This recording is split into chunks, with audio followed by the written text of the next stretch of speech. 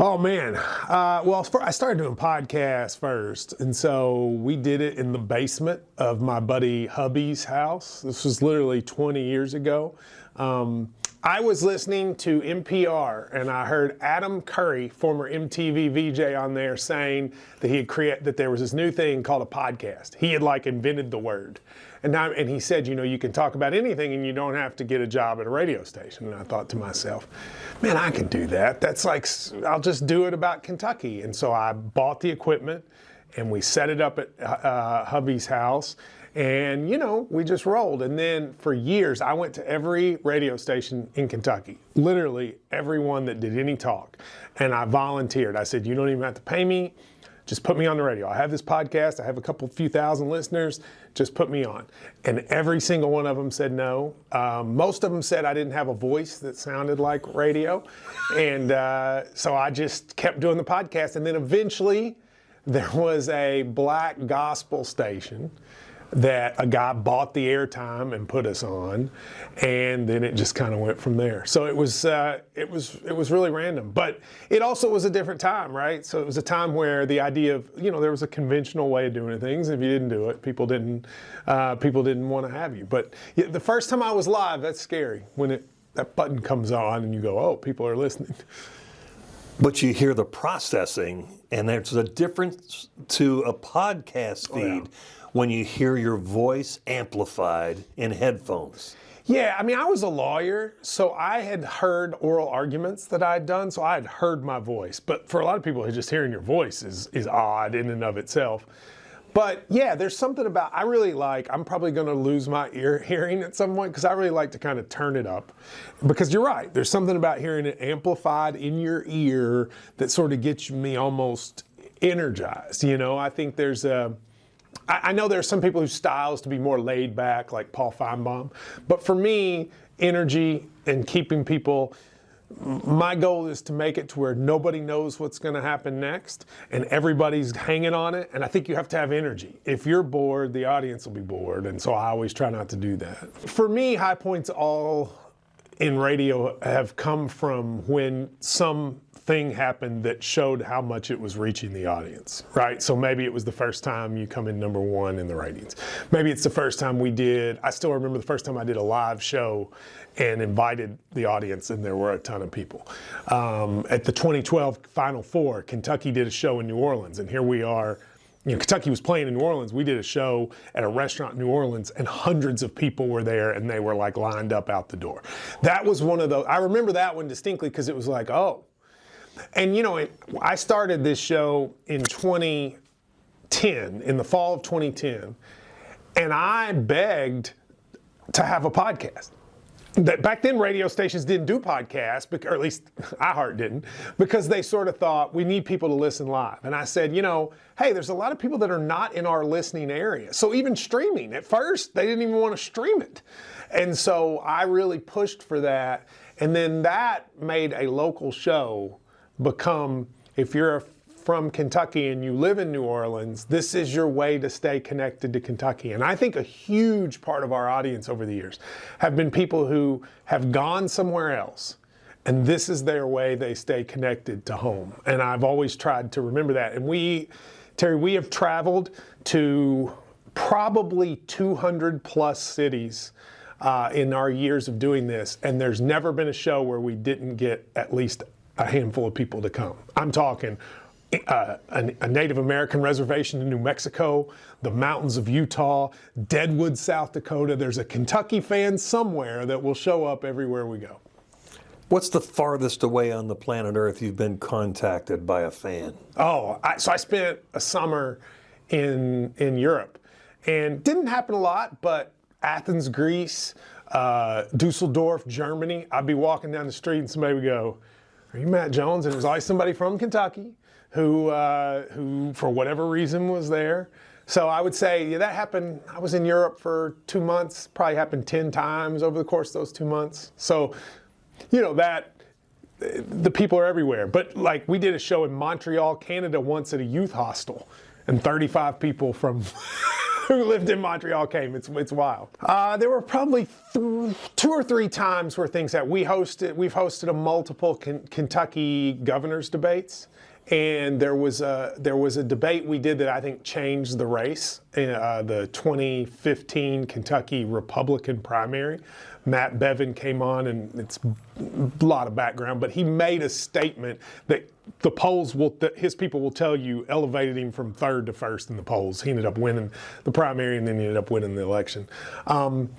People outside of Kentucky will not know what the name Katina Powell is, but there was a Louisville basketball sex scandal, and I was the first person to get the woman at the center of it on the air, and she said some wild stuff that still gets quoted to this day, and still gets brought up all the time. I think that was probably the one that was the biggest. But you know, in 2016, the Republican presidential primary and the Democrat both came through Kentucky. So we had Hillary Clinton, Bernie Sanders, Ted Cruz, Marco Rubio. We did not have Trump, but we ended up having all those people on.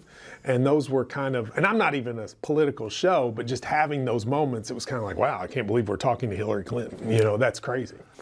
Yeah, I mean, the key is to make I'm a big believer that local radio is about making your listeners feel like they're in a community. I mean, that's not rocket science, but you want listeners to feel like they are engaged in a community with you and with the rest of the audience. So, you know, during COVID, I have and I highly recommend this for people. I have a text number that people can text in during the show. A lot of people are scared to call. So I have them text in, and people send texts all day, right? All day, every day. And during COVID, a lot of people were using that to express what they were going through. They were saying, my mother just died. I'm lonely. I'm sick. And it actually became a lot to sit and read. But it also gave me a sense of like how important this is to people, because this is their community. In the same way, COVID had cut them off from the people in their town, their church, et cetera, and they were feeling this community from us. And I remember when COVID hit thinking, what are we gonna do, right? No sports, what are we gonna talk about? It ended up being the biggest growth of our audience of all time because people didn't have anything else to do. So they sat and listened, and our audience grew more during COVID than at any time in history. And a lot of it stayed, which I think was interesting. After tragedies, so when there was a bad tornado in Marshall County, Kentucky, floods in eastern Kentucky, tornado in London, Kentucky. At those moments, again, people seem to use it as a community gathering space, and you just hear these tragedies. I mean, the tornado in Marshall County was tough because it happened. We were on hours after it for a basketball postgame show, and it just turned into people calling, worried about their loved ones. You know, somebody talking about how multiple Hearst were driving by their house. Oh my! And I remember we were on a road trip. We were in Wisconsin, and we're at an Outback in Wisconsin doing this show, and all of us are crying listening to these people. So that's probably the toughest. But you know, I'm saying all this, I'm not talking about a lot of sports. I think it's really important to remember, people can hear sports anywhere, right?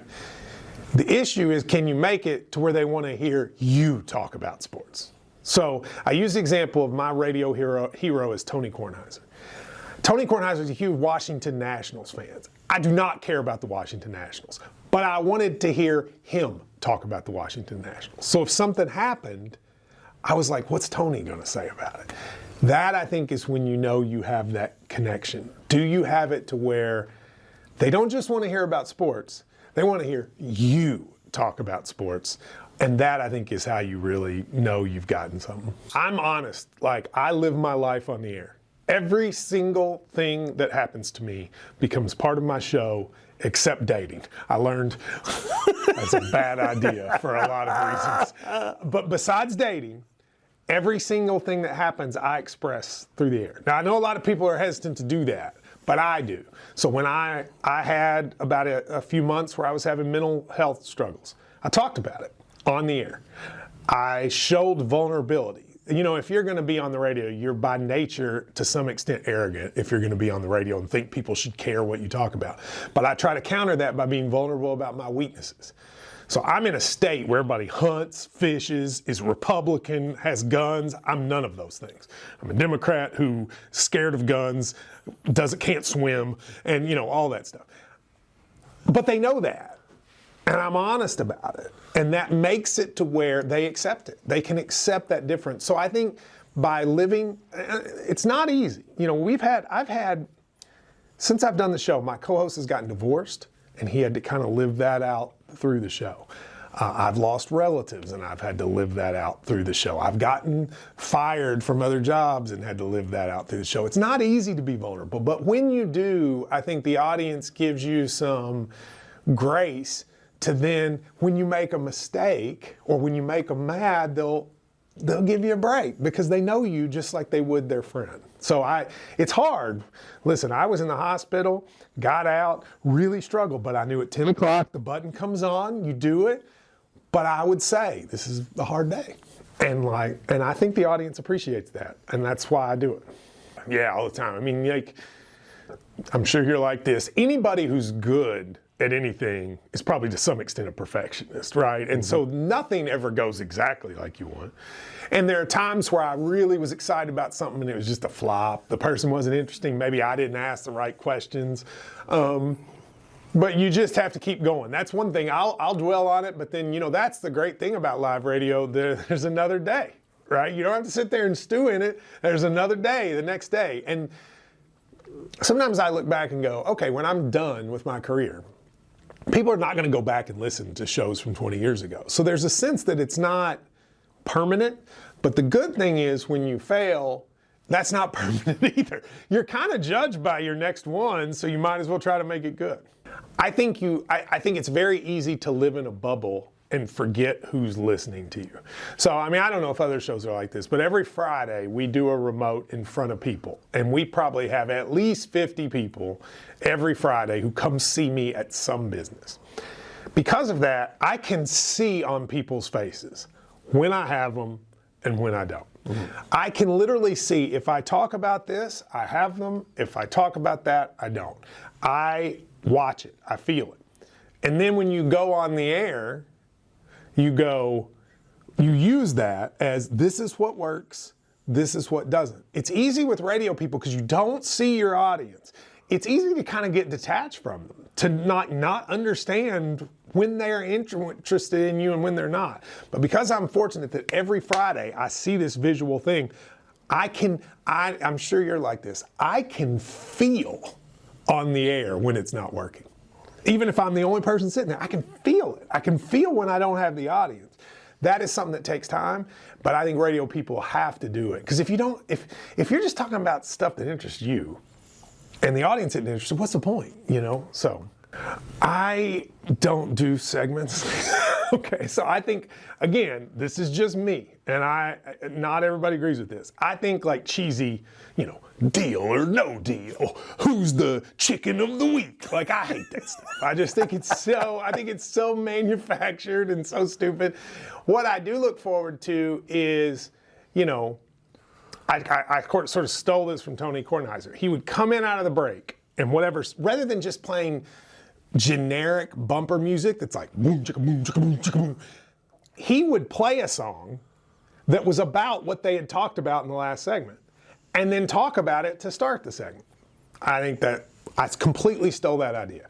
So my producer, Shannon the Dude, he listens to the segment. If we're talking about wedding rings, he plays Golden Ring by George Jones coming in. And then we go, oh, George Jones, and it can lead to a conversation. I've been doing that for years, and to me, that's brilliant. Because the one thing about music is everybody likes music. And so that's a little thing, but it's really the only manufactured thing I do. I genuinely hate when people are like, it's time to play Unforgotten, or what?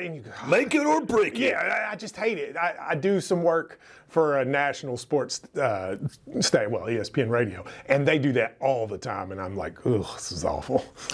I love Kentucky plays basketball games. I do the pregame show. I love the 15 minutes before a big game at the end of my show. Maybe we're on location. We were in Indianapolis last year before the Sweet 16 at a bar with hundreds of people. You do your prediction. They're hanging on every word. word. I love it. I also love the moments after a big win. Okay, so when you're doing a post-game show, that first moment after you come in, when you've just won something and the fans are going crazy, I really like that. I love, in a world of podcasts, video podcasts, streaming, all of that, the one thing we have on live radio that nobody else has, that we can't lose, is that in the moment excitement where you are expressing to people the first reaction to whatever happened. Maybe it's on a post-game show, maybe it's breaking news during your radio show, but you are the person letting this story come out through you. No other entity can do that. And that, to me, when that happens, that's the best. I remember Howard Stern was on radio when the planes hit the tower. Oh. I've gone back and I was listening live. I've gone back and listened. There's no more powerful. I can see the video.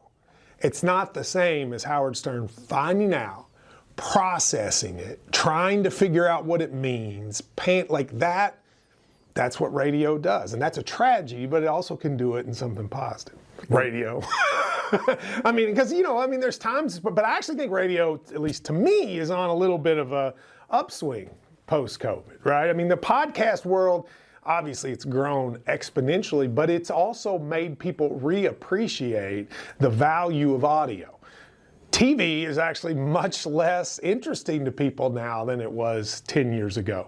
So I see podcasts and radio working together and sort of, the creation of words. We are so overwhelmed by this and videos that now making it to where you can do like the tricks of the mind and talking and people visualizing it themselves, I think has kind of been a rebirth. So I hope that doesn't go away. And I also definitely hope, local doesn't go away. I get the idea of the nation's more, we're closer together and all this, but local is where it's at. I do a national ESPN radio show. I enjoy it, but it doesn't have half the impact that a local show has in terms of how it really affects your audience. I think to me, it's on the upswing. Now, the economics of it is a different thing, but in terms of how much people want it, I think it's higher. Look, newspapers are going away. Local television stations are becoming more and more consolidated in a handful of companies. Blogs and websites, that's the world I come from, there are fewer and fewer. Local radio becomes the thing that is the local connection to people, and that's why it tends to have a little more staying power. We all thought radio would go away because people could plug in their phones. I still think people get in the car and turn on the radio a lot of the time, and so I think I'm much more optimistic about it today than I was 5 years ago. It's personality driven. Oh, yeah. And nothing lets you know a person better than radio. You can be fake on TV. You can be fake in writing. You can even be fake in podcasts because you can edit. You cannot be fake in radio. You, as my teacher in school would say, you is who you is on the radio, right? And so I think people appreciate that authenticity. Well, they've given me a lot of opportunity over the years. Like I said, 15 years ago, I was literally begging somebody to work for free. And now you go through all this time and I've had a chance to advance. I've had a chance to help other people grow their careers. And I've had a chance to pass on some of the goodness that was passed on to me.